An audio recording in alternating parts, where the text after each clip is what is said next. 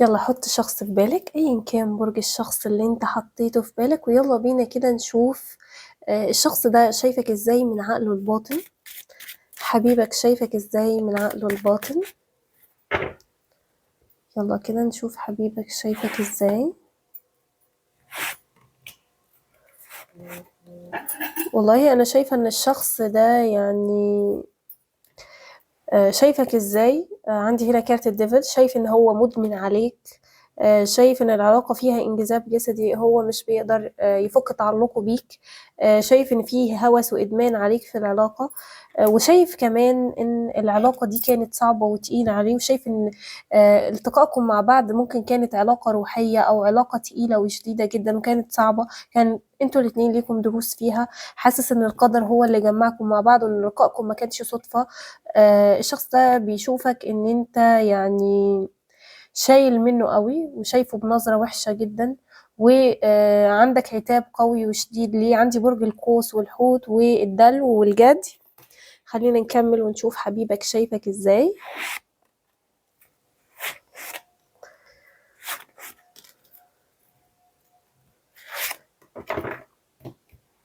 طيب حبيبك شايفك ان انت لما كنت معاه كان بيرتاح جدا معاك في الكلام، كان بيحس ان انتوا اصدقاء، كان بيحكي لك كل حاجة. هو دلوقتي مشتاق لك ومش عارف يوصل لك ومش طايلك، وشايف انه مش لاقي حد يكلمه، مش لاقي حد يحكي له. نفسه ان انتوا تتصالحوا، نفسه العوائق اللي ما بينكم تتشال. ممكن للبعض هنا يكون العوائق ان الشخص ده عنده اوريدي اطفال. ممكن يكون صحابه هم عقبة في علاقتكم او الاهل. ففي هنا طاقة ان العلاقة فيها صعوبة او عقبة مخلية العلاقة مش موجودة على ارض الواقع، لكن في تعلق او ترابط روحي قوي ما بينكم.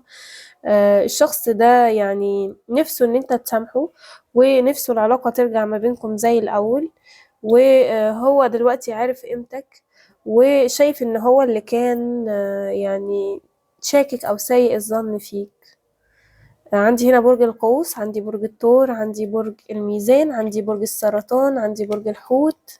حط لايك واكتب في الكومنتات استقبل الطاقة. لو القراءة يعني الأبراج ما جاتش برجك فيها، ده معناه ان القراءة ليك برضو طالما الطاقة منطبقة معاك.